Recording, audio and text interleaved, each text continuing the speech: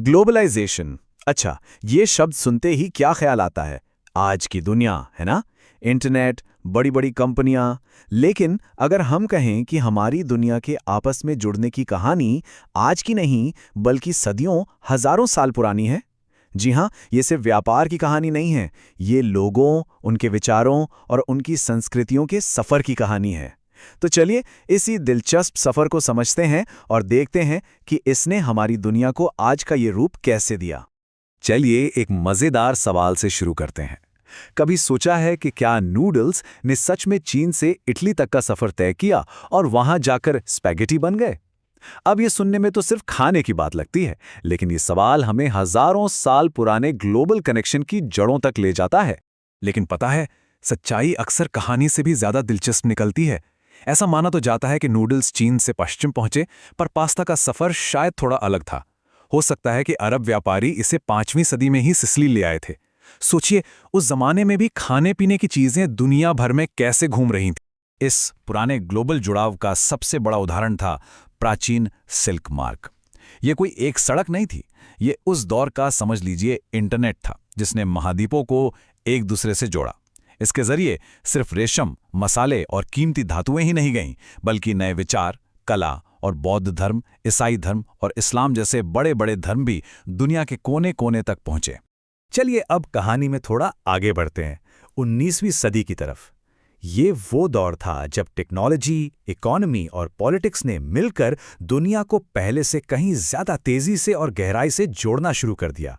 19वीं सदी के इस नए ग्लोबल ताने बाने को समझने के लिए हमें ब्रिटेन के कॉर्न लॉ को देखना होगा। ये वो कानून थे जो बाहर से आने वाले सस्ते अनाज पर रोक लगाते थे, ताकि वहां के किसानों को बचाया जा सके। लेकिन जब इन कानूनों को हटाया गया तो उसका असर सिर्फ ब्रिटेन पर नहीं, पूरी दुनिया पर पड़ा। तो हुआ क्या जब ये कानून हटे? देखिए, एक पूरी चेन रिएक्शन शुरू हो गई। सबसे पहले तो ब्रिटेन में बाहर से सस्ता खाना धड़ल्ले से आने लगा। नतीजा, वहां के किसान इतनी कम कीमत का मुकाबला ही नहीं कर पाए। उनकी जमीनें बंजर होने लगीं, हजारों लाखों लोग बेरोजगार हो गए और आखिरकार काम की तलाश में उन्हें अपने घर, गांव छोड़कर शहरों और दूसरे देशों की ओर निकलना पड़ा। ये सिर्फ आंकड़े नहीं थे, ये लाखों लोगों की अपनी कहानी थी। एक आर्थिक नीति ने अनगिनत परिवारों को उनकी जड़ों से उखाड़कर फेंक दिया। ये ग्लोबलाइजेशन का वो मानवीय चेहरा था जिसे अक्सर हम नजरअंदाज कर देते हैं। और देखिए, ब्रिटेन की बढ़ती मांग का असर दुनिया भर में कैसे हुआ। इस मांग को पूरा करने के लिए पूर्वी यूरोप, रूस, अमेरिका और यहां तक कि ऑस्ट्रेलिया में लाखों एकड़ जमीन खेती के लिए साफ कर दी गई। मतलब एक देश की जरूरत ने पूरी दुनिया का लैंडस्केप ही बदल दिया। पर जैसा होता है, हर कहानी के दो पहलू होते हैं। इस गहरे होते कनेक्शन का भी एक स्याह पक्ष था, खासकर साम्राज्यवाद के दौर में। चलिए अब देखते हैं कि कैसे इन्हीं नेटवर्क्स का इस्तेमाल शोषण और कब्जे के लिए किया गया। 1890s के दशक में अफ्रीका में एक भयानक बीमारी फैली। नाम था रिंडरपेस्ट। ये मवेशियों यानी जानवरों में फैलने वाला प्लेग था। पर यह सिर्फ एक बीमारी नहीं थी, ये यूरोपियन ताकतों के लिए एक हथियार साबित हुई। इसका नतीजा बहुत विनाशकारी था। अफ्रीका में लोगों के लिए उनके मवेशी ही उनकी पूरी दौलत और रोजी रोटी थे। जब रिंडरपेस्ट ने लगभग 90% जानवरों को मार डाला तो उनकी अर्थव्यवस्था ही ढह गई। और इसी कमजोरी का फायदा उठाकर यूरोपीय ताकतों ने बड़ी आसानी से पूरे महाद्वीप पर अपना शिकंजा कस लिया और लोगों को खदानों और बागानों में काम करने के लिए मजबूर कर दिया। शोषण का एक और डरावना चेहरा था गिरमिट या मजदूर प्रथा। ये कॉन्ट्रैक्ट या एग्रीमेंट पर आधारित मजदूरी थी। अंग्रेजी के एग्रीमेंट शब्द को ही ये मजदूर गिरमिट कहने लगे थे। लेकिन ये कॉन्ट्रैक्ट अक्सर एक धोखा होता था, जिसके तहत इन मजदूरों से बहुत ही मुश्किल हालात में काम करवाया जाता था। इसी गिरमिट प्रथा के तहत लाखों, जी हां, लाखों भारतीयों को फिजी, गुयाना और वेस्ट इंडीज जैसे दूर दराज के देशों में भेजा गया। वहां उनसे बागानों, खदानों और रेलवे लाइनों पर काम करवाया गया। ये तस्वीर हमें उसी लंबी और दर्दनाक यात्रा की याद दिलाती है जो औपनिवेशिक अर्थव्यवस्था को चलाने के लिए की गई थी। अब ये जो आपस में जुड़ी हुई दुनिया थी ना, ये जितनी कनेक्टेड थी उतनी ही नाजुक भी थी। 20वीं सदी में इसे अपने पहले सबसे बड़े ग्लोबल संकट का सामना करना पड़ा, महामंदी यानी द ग्रेट डिप्रेशन।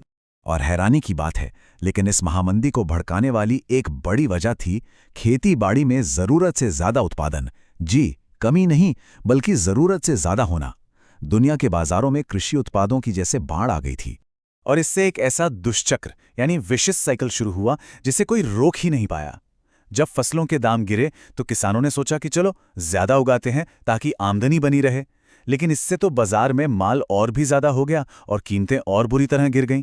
आखिरकार दाम इतने गिर गए कि दुनिया भर के किसान बर्बाद हो गए। ये इतिहास में पहली बार हो रहा था कि दुनिया के एक कोने में शुरू हुए संकट ने जंगल की आग की तरह फैलकर हर देश की अर्थव्यवस्था को अपनी चपेट में ले लिया। इसने साफ साफ दिखा दिया कि एक ग्लोबल दुनिया में कोई भी देश अलग थलग नहीं रह सकता।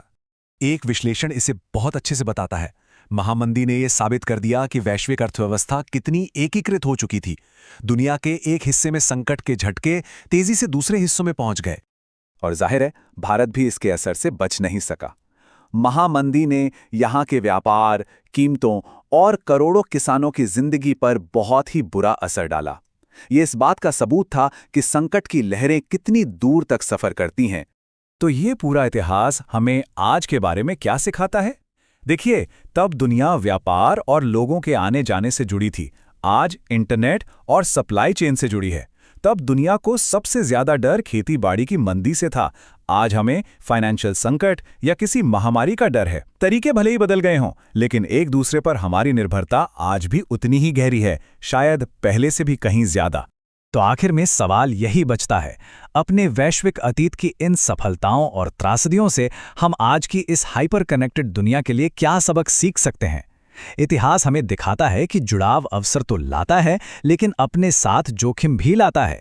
एक बेहतर भविष्य के लिए हम इस संतुलन को कैसे साध सकते हैं?